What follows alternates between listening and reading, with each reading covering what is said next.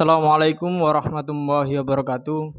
Alhamdulillahirabbil alamin wassalatu wassalamu ala asrofil anbiya'i wal mursalin Muhammadin wa ala alihi wa ashabihi ajmain.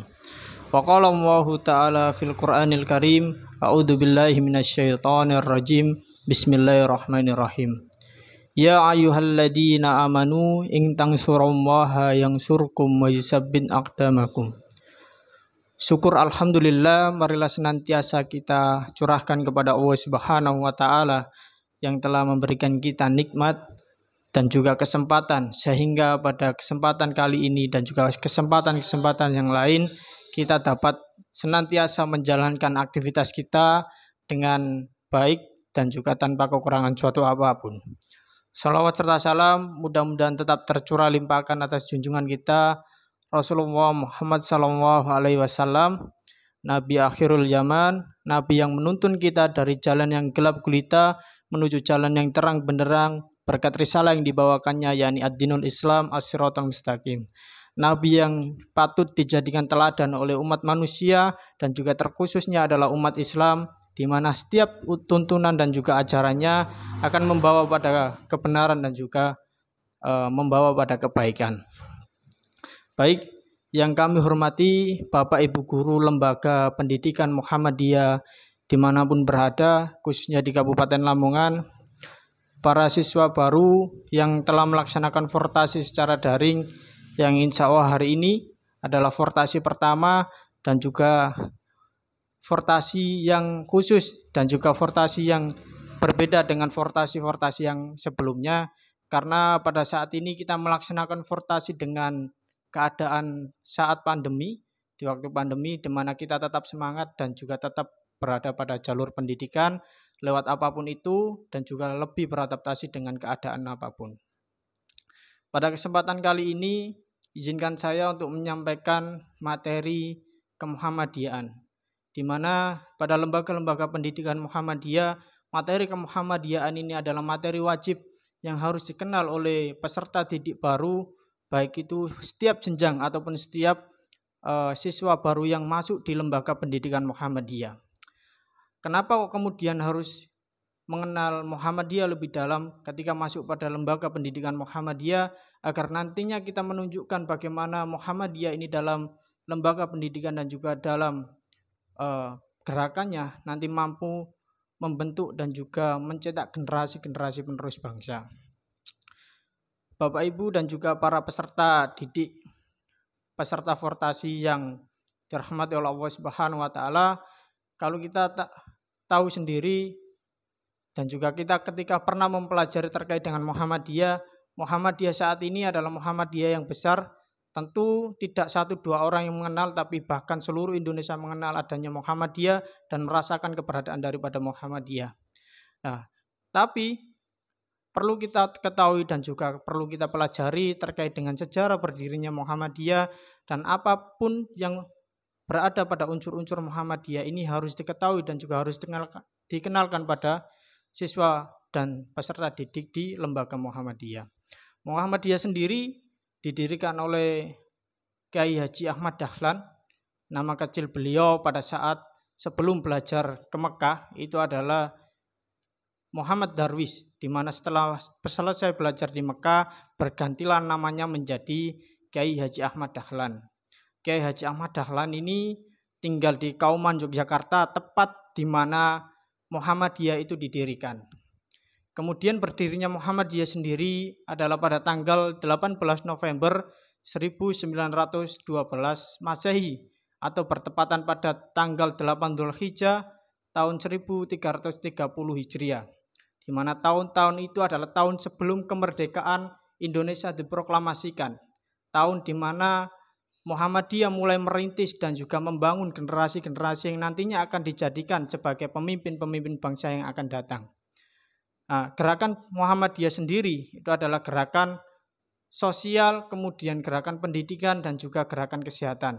Di mana berdirinya Muhammadiyah itu dilandasi pada Quran surat Ali Imran ayat 104, di mana ayat ini seringkali kita dengar dan juga seringkali kita tahu artinya, dan inilah ayat yang di mana ayat ini adalah menjadi sebuah landasan berdirinya organisasi Muhammadiyah.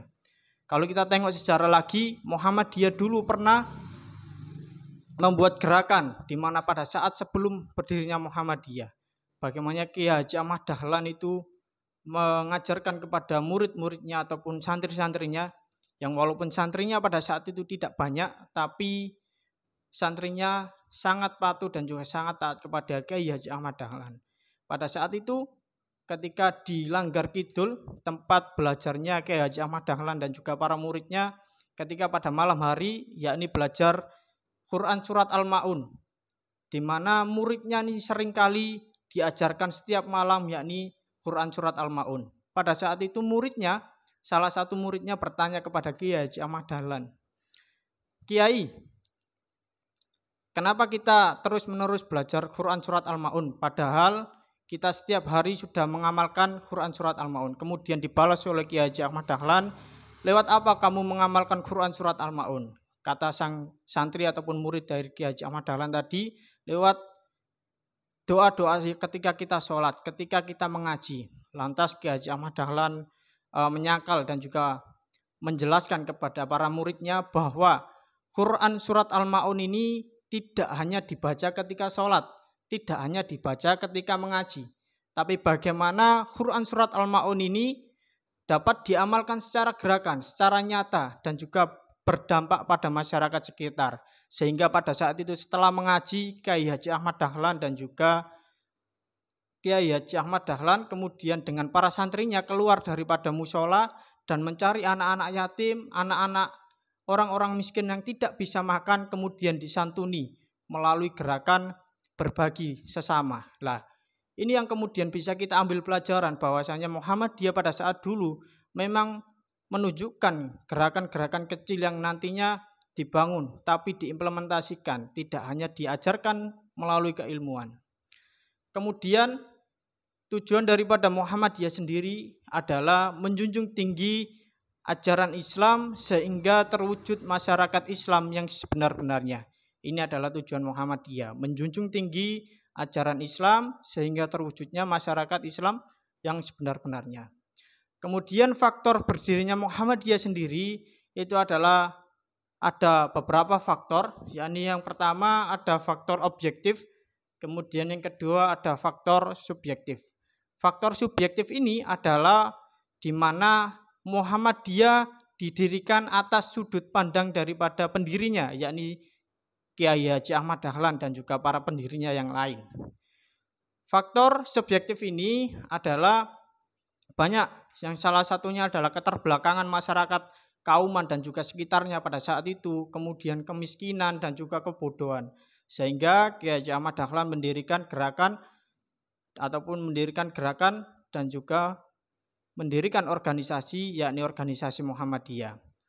Kemudian ada Al-Quran yang harus diamalkan, kemudian harus adanya gerakan-gerakan sosial untuk meningkatkan daripada status masyarakat pada saat itu. Kemudian faktor objektif adalah bagaimana lemahnya pemahaman masyarakat pada saat itu. Masyarakat bagaimana lemahnya terhadap pemahaman Islam dan juga ajaran Islam. Karena pada saat itu masyarakat Kauman dan juga masyarakat sekitarnya itu masih menganut ajaran nenek moyang yaitu Hindu Buddha. Di mana pada saat itu tidak bisa dipisahkannya ajaran nenek moyang dan juga ajaran Islam, sehingga Muhammadiyah perlu didirikan dan juga memberantas ibadah-ibadah yang masih tercampur dengan ajaran Hindu Buddha, di mana pada saat ini gerakan itu dinamai gerakan Tajrid ataupun gerakan pemurnian atau purifikasi dari Muhammadiyah. Ya, inilah yang kemudian menjadikan Muhammadiyah pada saat ini tetap eksis pada gerakannya. Kemudian yang selanjutnya teman-teman, kalau tadi kita sudah berbicara ayat-ayat yang melandasi berdirinya Muhammadiyah, kita belajar sekarang siapa saja tokoh-tokoh pendiri daripada Muhammadiyah itu. Yang pertama tentu Kiai Haji Ahmad Dahlan, kemudian ada Kiai Haji Hisham, Kiai Haji Ibrahim, dan masih banyak lagi yang kemudian bisa di searching di internet ataupun dicari dari sumber-sumber yang lain. Tentu ketika kita belajar Muhammadiyah tidak hanya ini, tapi masih banyak yang masih perlu kita kupas tentang Muhammadiyah.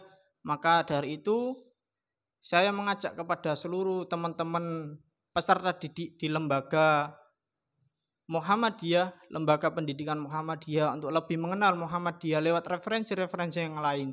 Tidak hanya lewat Bapak Ibu guru yang mengajarkan di sekolah. Tapi ketika kita mencintai Muhammadiyah, mari kemudian kita mencari sumber-sumber yang lain selain dari yang diajarkan Bapak Ibu guru kita. Lantas hari ini kita berbicara apa kontribusi daripada Muhammadiyah untuk bangsa dan juga negara ini. Tentu ketika bicara seperti ini, mari kemudian kita lihat pada kenyataannya saja. Kalau dulu Muhammadiyah memang merupakan gerakan-gerakan kecil yang sampai ditentang banyak orang. Tapi hari ini kita sudah bisa merasakan bagaimana dampak dan juga bagaimana peran Muhammadiyah untuk terutama bangsa dan juga negara. Bagaimana lembaga-lembaga pendidikan Muhammadiyah yang didirikan, bagaimana layanan-layanan kesehatan yang didirikan oleh Muhammadiyah, yang itu juga untuk menunjang daripada kehidupan berbangsa dan juga bernegara. Kalau pendidikan tentu Muhammadiyah ikut andil untuk mencerdaskan kehidupan berbangsa. Kalau di sosial tentu Muhammadiyah ikut andil untuk meningkatkan daripada status masyarakat dan juga bagaimana membantu masyarakat yang tidak mampu agar bisa bersama-sama merasakan kehidupan yang sejahtera. Itu yang kemudian menjadi tugas Muhammadiyah. Tapi dari sini kita juga bisa belajar bahwa Muhammadiyah ini luas. Ketika belajar terkait dengan Muhammadiyah, maka perlunya referensi-referensi terkait dengan kemuhammadiyahan yang harus hari ini diketahui oleh peserta didik di sekolah ataupun lembaga pendidikan Muhammadiyah. Mungkin barangkali itu saja pembelajaran terkait dengan kemuhammadiyahan. Tentu hari ini kita harus semangat melaksanakan fortasi walaupun melalui daring atau melalui online, tapi pendidikan itu bisa dilaksanakan melalui apa saja sehingga siapa yang bersungguh-sungguh pasti nantinya akan menuai hasil yang maksimal dan juga hasil yang baik. Mungkin itu saja yang dapat kami sampaikan. Tetap semangat, tetap jaga kesehatan untuk teman-teman semuanya yang ada di Sekolah Muhammadiyah, peserta didik baru. Semoga selamat dan juga sehat selalu dan melaksanakan pembelajaran dengan baik. Terima kasih. Assalamualaikum warahmatullahi wabarakatuh.